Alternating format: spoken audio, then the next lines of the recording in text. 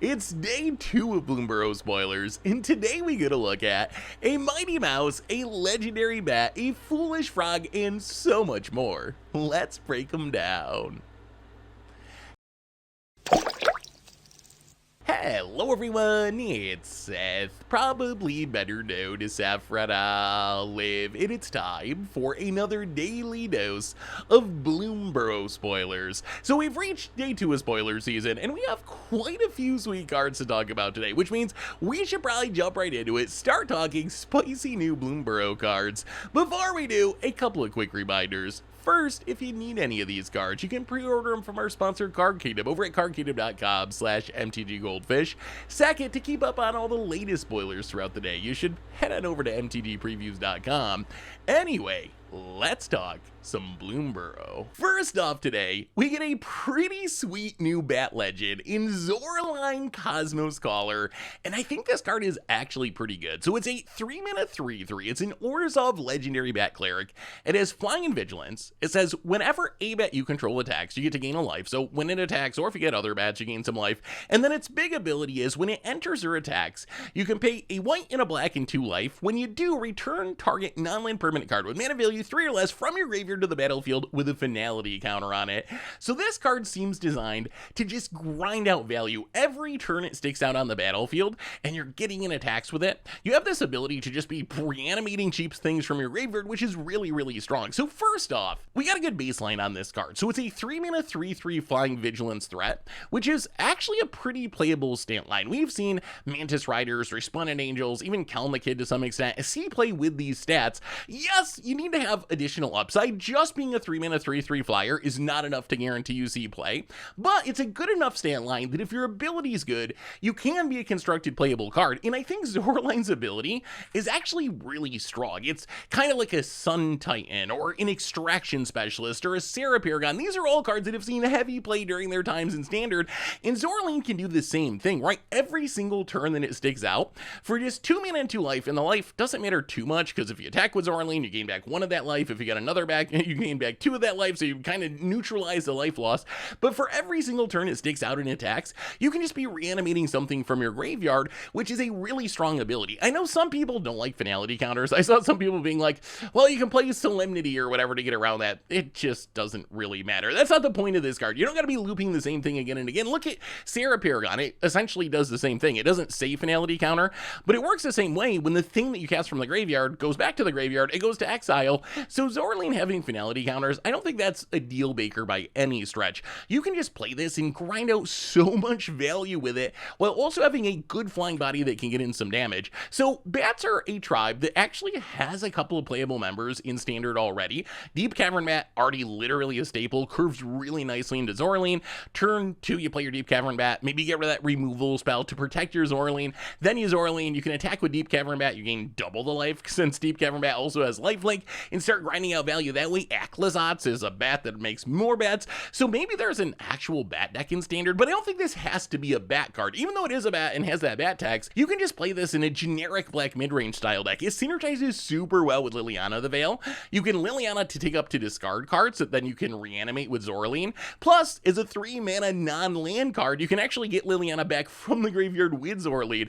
So I think some sort of like Orzhov mid-range style deck could really take advantage of this card.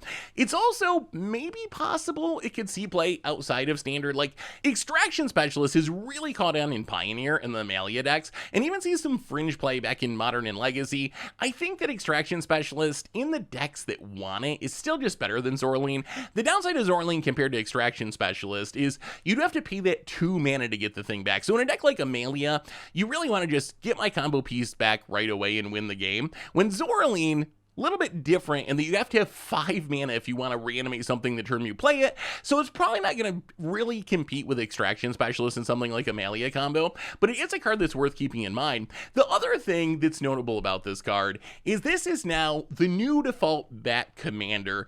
Bats are what I consider to be a Morophon tribe in Commander, which is to say they don't really have a good commander. I guess you can argue the Acklazotz, that might be your best non-Morophon option, but there isn't really a bat legend legend that cares specifically about bats until now in Zoraline, and being in black and white is actually the perfect color for this card, because even though most bats are in black, there are some that are in Orzhov, like Blind Hunter, plus you have some bat token producers like Belfry Spirit or Sanguine Evangelist that are in white. So I think if you want to build bats in Commander, this is going to be your new commander almost by default. So Zoraline, sweet commander, giving a tribe that was lacking a good legend a really powerful new option as their commander.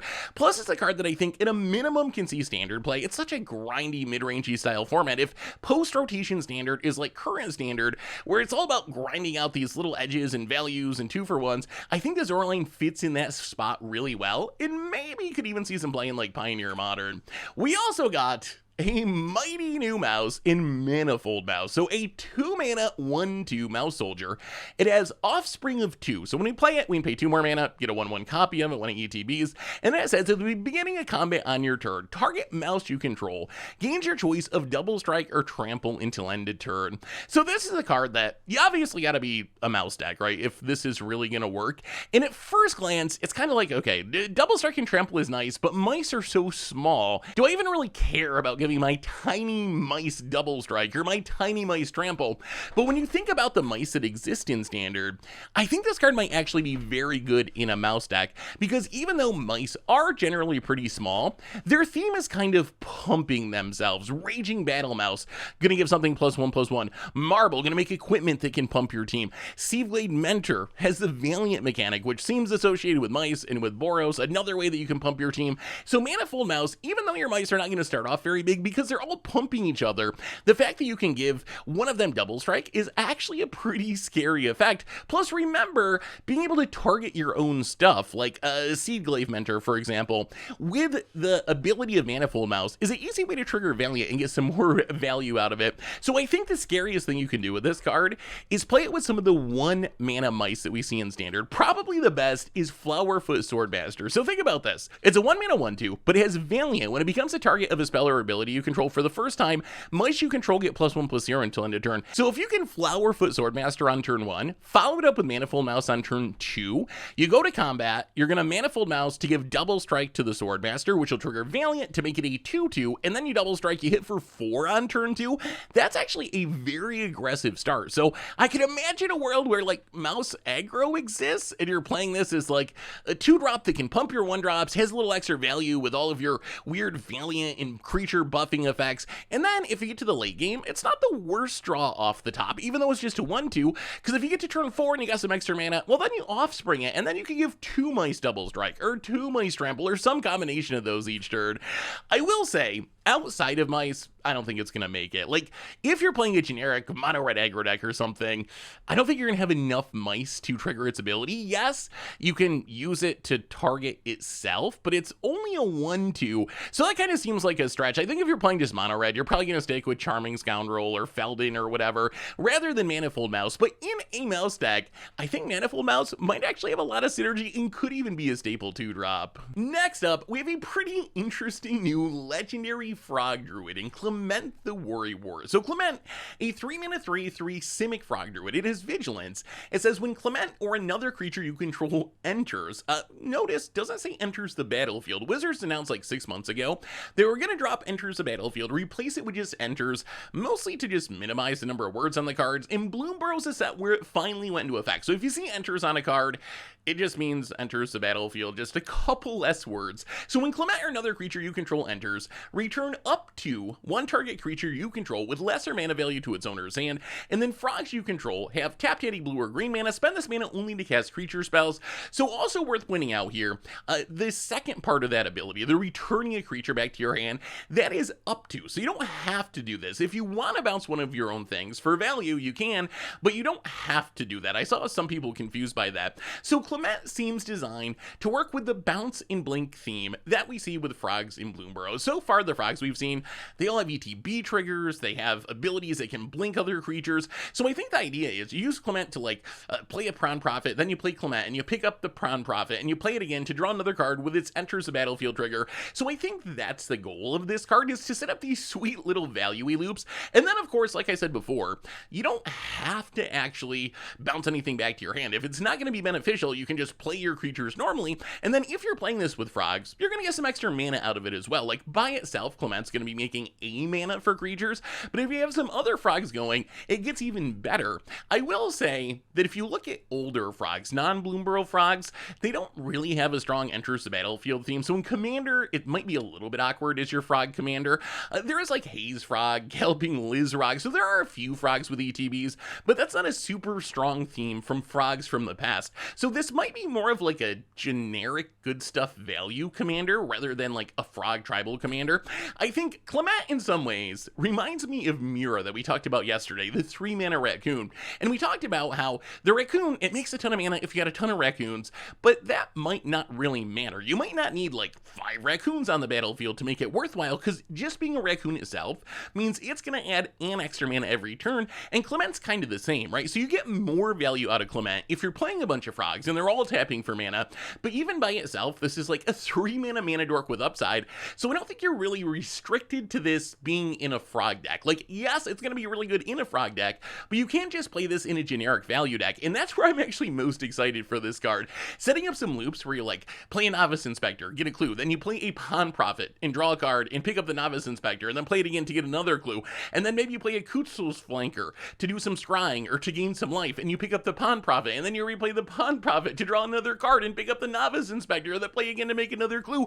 So you can just set up these absurd value chains once this gets going, thanks to Clement's ability, and Clement even makes a little bit extra mana to help you chain together these creatures. If you can throw a Delny or an Elishnorn or a Panharmonicon effect into the mix, then it gets even more insane. The other place that this card is super interesting is with Primal Prayers or Allurin in older formats. So Allurin's been a thing forever, but we just got Primal Prayers in Modern Horizons 3, and that's a card that lets you cast creatures with mana value 3 or less by paying 1 energy rather than paying its mana cost. So Clement can set up some really sweet loops. Normally these decks is for Primal Prayers in specific. Allurin, it doesn't matter because you don't have the energy restriction, but for Primal Prayers, you want a Guide of Souls on the battlefield, so every time a creature ETBs, you make an energy, and then you can set up some really cool loops with like Shrieking Drake and Pawn Prophet or wherever, where you like play Pawn Prophet for an energy to draw a card, and then your Guide of Souls is going to trigger, and then you can play a Shrieking Drake to pick up the Pawn Prophet to draw another card, and then when you pay the Pawn Prophet, you can use Clement's ability to pick up the Shrieking Drake, so you get it back in your hand to pick up the Pawn Prophet. Essentially, you just be able to draw your entire deck by looping these 2 cards back and forth until you find a finisher that can close out the game. So Clement seems really, really sweet with Allurin loops. You might be wondering, why lesser mana value? And the answer is, this card would be hilariously easy to go infinite with if it didn't have that restriction. If it was just when you play a creature, bounce a creature, something like in Ornithopter and Memna, you could just chain them forever back and forth, infinite ETB triggers, infinite leaves the battlefield triggers. So it's a necessary safety valve to keep this card from being completely and utterly busted. But as it is, Clement seems like a really sweet value engine. We'll have to see how good it ends up being in Standard. Are we going to have a value-y ETB focused deck? Is that a thing that exists? Can frogs be a thing?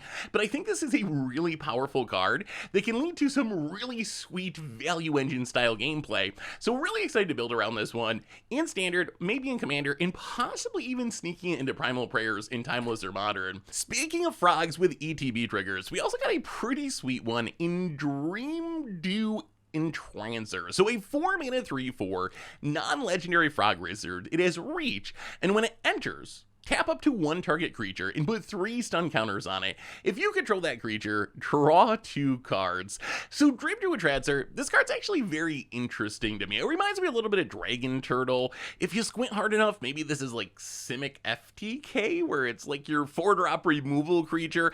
But what I really love about this card is the flexibility. So 3 stun counters means if you play this targeting one of your opponent's things, you're getting rid of that creature for a pretty realistic and reasonable period of time. That creature is not going to be untapping for 3 straight turns, which might be enough to turn this into hard removal, right? Assuming the game's going to end relatively quickly, 3 turns of not untapping might just essentially eliminate that creature from the game altogether, turning into a real, like, Flametongue Kavu. The other upside of this card is you could use it on your own creatures. Maybe you have some useless 1/1 token sitting around.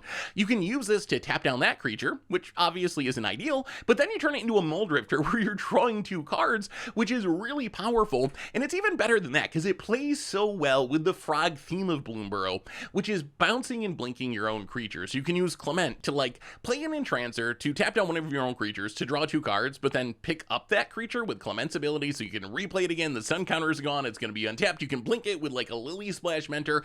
So there's a lot of synergies by reusing this card again and again and again, by blinking it, by bouncing it back to your hand. You can use it to generate a ton of card advantage or keep your opponent's stuff tapped down forever. So that actually seems pretty powerful. As far as Commander is concerned, I think this could be a pretty sweet option for blink decks because of the same shenanigans, right? Something like Rune or Ligrella, where your plan is like, I'm going to play Dreadmaw, I'm going to use it on one of my own creatures to draw a couple cards to turn it into a Muldrifter, and then I'm just going to use a Rune to blink that creature anyway to get rid of the stun counter so I don't really lose any value. In a pinch, I can use this to tap down my opponent's Voltron Commander for a few turns. Or if I'm playing a blink deck, then I can just keep resetting this and tapping down something else and keeping those stun counters going.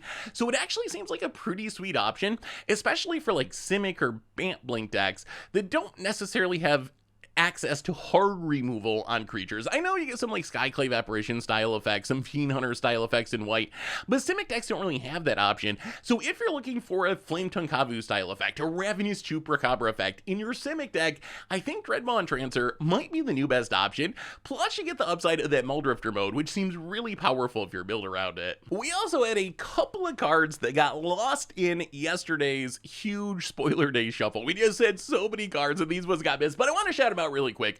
One of them is Valley Rotcaller, which kind of intrigues me. It's a 2-mana 1/3 black squirrel warlock. It has Menace, and it says whenever it attacks, each opponent loses X life, and you gain X life, where X is the number of other squirrels, bats, lizards, and rats you control. So by itself, the card's not very good, right? By itself, it's just a 2-mana 1/3 Menace, not a really playable card. But if you can get a bunch of squirrels on the battlefield, or I guess maybe the other types as well, then this card can actually be very scary. This can, in a single attack, be dealing 5 or 10 direct damage if you have a big board of like 1/1 squirrel tokens. We've seen cards kind of like this in the past. It kind of compares to like Hellrider or Sanctum Seeker or Mishra Claim by Grix, but there's a couple of big twists here. One is all these other effects require the creatures to also be attacking. This just needs Rotcaller to attack, so you can leave back all your 1/1 squirrels. You don't got to put them into combat and risk them dying to your opponent's blocks and still getting a ton of damage. The other huge difference is this thing's only 2 mana, which is ridiculously cheap compared to all these other effects that are 4 mana. The downside is it cares about creature types that are not traditionally super playable. You're gonna have to have a bunch of squirrels and bats and lizards and rats in your deck, but if your deck can do that, this seems like a really powerful option for some sort of go wide style deck. It plays really well with squirrels, which are kind of about going wide and making tokens anyway. So in a squirrel deck that's just flooding the board with these 1/1 squirrel tokens, I think Valley Rotcaller could definitely be part of the equation in like standard squirrels, or in Commander if you're playing like Chatterfang or something. Remember, this hits each opponent, so you're going to be dealing a ton of damage if you can just make a ton of squirrel tokens with Squirrel Nest or something, or with your Chatterfang, and get in one attack with this. I guess I could also see it seeing play in some sort of like menagerie style deck, where maybe you're playing like some bats like Deep Cavern Bat, and maybe you got some lizards like Laughing Jasper Flynn, and maybe there's a rat or two like Lord Skitter, and you kind of just like mash them all together. Rats is another tribe that's really good at making tokens in Standard. That's kind of the whole gimmick of rats, and this could be a really good finisher there. If you're just going super wide with Lord Skitter and rat tokens, get an attack with the Valley Rotcaller. So I think its primary home is going to be in squirrel decks because it is a squirrel. This is one of those cards that I think could take advantage of the other creature types as well. So Valley Rotcaller, gonna take the right deck, right? You got to be able to go wide. You got to be able to flood the board with the creature types that it cares about. But in that deck, this seems like it could be a pretty efficient finisher since it only costs 2 mana. We also got an uncommon which technically popped up yesterday, but we didn't really get to talk about it because the video was already so long. We didn't really get into uncommons, but I had to mention Stormcatch Mentor because I think this card is kind of ridiculous. So it's a 2 mana, is it 1/1 Otter Wizard. It has haste, it has prowess, and it says instant and sorcery spells you cast cost 1 less to cast. So what makes this little uncommon so exciting? It is like the literal perfect card for a Wizard Spellslinger deck. If you think about what a Spellslinger deck wants, it wants a bunch of prowess creatures and it wants a bunch of spells. Stormcatch Mentor is essentially a prowess creature, not the most efficient one, is a 2 mana 1/1, but haste does help, but it's also a Goblin Electromancer. You're getting a slightly smaller Goblin Electromancer, but you're getting prowess on it, which is just like built to work in a deck like Is It Wizards in a format like Pioneer or Historic. It's like so incredibly perfect for that deck where it's making your spells cheaper, it's getting big, it's letting you combo off and have this huge Spellslinger turn. So I think I'm a little skeptical it'll work in Modern. That's the format where I'm like most iffy on, just because as a 1/1 it gets sniped by Orcish Bowmasters and there's not a great track record of 1/1s dying to Bowmasters that cost 2 mana being super playable in current Modern. But I think at least back to Pioneer and in Historic on Magic Arena, I think this card could be a staple in Prowess style decks, in Wizard style decks, because it just does every single thing that those decks could want. We also got a Commander card, a Buy a Box promo, and I don't know how I forgot this card yesterday, because this card is one of the most absurd cards that Wizards has printed in a long time, and that is Flubs the Fool. So Flubs the Fool is a 3 mana 0/5 legendary frog scout. It says you can play an additional land on each of your turns, and whenever you play a land or cast a spell, draw a card if there's no cards in your hand. Otherwise, discard a card. So this card is really wonky, right? So obviously a 3-drop that lets you play an extra land on each of your turns, that's fine. Its ability though is super weird. Whenever you play a land or cast any spell, you're gonna have to discard a card. Unless you have no cards in hand, then you get to draw a card. It seems really tricky to build around. If you just jam this in a normal deck, just some deck for value, it is going to hurt you more than it helps you, because you're just gonna end up discarding your entire hand as you try to play the game. So how can you build around Flubs the Fool? And I think there's 2 different pathways that I have seen to building a really sweet Flubs deck in Commander. So option number 1 is go Madness. So if you go Madness, you kind of want to be discarding cards, because if you discard your Madness cards, you can cast them usually at a discount for their Madness costs. So maybe you build a Madness deck with this card and you just kind of play it fairly, and you're like, I put it on the battlefield, I play a land drop, I discard my Welcome to the Fold and steal one of your creatures, I discard my Emrakul and steal all your creatures, I discard my Reckless Worm and get a big worm on the battlefield. So that's one possibility. The other possibility, not as obvious, but it works really well with cards that let you play off the top of your deck. So imagine like Future Sight that just lets you play off the top of your deck. In a deck like this, the idea would be you get Flubs on the battlefield, you get down with Future Sight, you start playing cards off the top of your deck. As you play those cards, you're gonna have to discard your entire hand, which is kind of a bummer, but you can still just keep chaining cards from the top of your deck. And as you play a card, you're gonna draw a card, and then in theory you'll have 1 card in hand. You can cast that 1 card in hand to draw another card to get through bad cards on the top of your deck. So I could imagine some really huge combo style deck, combo turds, that you set up with Flubs in a Future Sight or a Reality Chip or a Magus of the Future, which seems like another interesting way to build around it. Or maybe you just jam them all together and you're like Madness with a bunch of Future Sight effects. But I'm very curious what you think about Flubs. This card is so cool because it's just so weird and far out there. Obviously, it is a Commander card, so this one isn't legal in Standard, just so that's super clear. But let me know what you think. Do you have any ideas for how to abuse and how to use Flubs the Fool? Would love to hear them in the comments, because this card is just so super unique. In the world of lower rarity cards, we got one that I think is worth mentioning in Consumed by Greed. So Consumed by Greed, 3 mana instant, it's a gift card, so it has gift a card, so you can promise to give your opponent a card when you cast it to get an extra bonus. And then it says target opponent sacks a creature with the greatest power among creatures they control. If a gift was promised, you could return a creature card from your graveyard to your hand. So the thing I like about this card is the gift mode isn't necessary. Like, 3 mana make your opponent sacrifice their highest power creature kind of makes this like a Soul Shatter effect. There's a bit of a twist. Soul Shatter cares about mana value, can hit planeswalkers, but still it's pretty close. You're going to be getting rid of most likely your opponent's best creature for 3 mana instant speed, and then if you have something really valuable in your graveyard that's worth more than your opponent getting an extra card, then you can choose to gift it and raise that and get back your Shield Raider or something and play that to, you know, lock lock up the game. So I think this card might actually be pretty playable, especially when you consider the strong wards we're getting in Bloomburrow itself. So Edict effects in general are worse than targeted removal, although this one's a little bit better because there is some ability to control it. You're not just getting rid of a random token, you're going to get rid of your opponent's highest power creature, but in general, you'd rather be able to pick the creature that you're targeting rather than have your opponent have some choice over it. The thing is, in our new standard, we have like Maha, which is a very strong, powerful ward creature. We got Yagra, another very strong ward creature. So in a format where there's a bunch of ward running around, Edict effects like Consumed by Greed get even better, because this is pretty much going to guarantee that you get rid of the Maha for 3 mana, and you don't got to worry about discarding a card to the ward or anything. So in the context of post-rotation standard, it could be that Consumed by Greed might even be a main deck card. Worst case, this has a look of a sideboard all-star that you can bring in to snipe these specific big ward creatures. Best case, if the meta calls for it, this could even be a main deck removal spell in some numbers. Plus, you get the upside of maybe doing the raise dead thing. So I actually think Consumed by Greed, really solid card. Finally today, we get a bit of giraffe chaff, stuff that you should check out over at MTGPreviews.com. Nothing that I think is really going to make it in Constructed. Maybe Mabel's Metal and some sort of like pump spell deck, which probably won't be a thing, but if it is, maybe it could be. But stuff that you'll definitely want to know for limited and a minimum. Anyway, that brings us to the end of our daily Bloomburrow spoilers for today. So let me know what you think about all these sweet new cards. What's your favorite card of the day? What do you think about the set so far?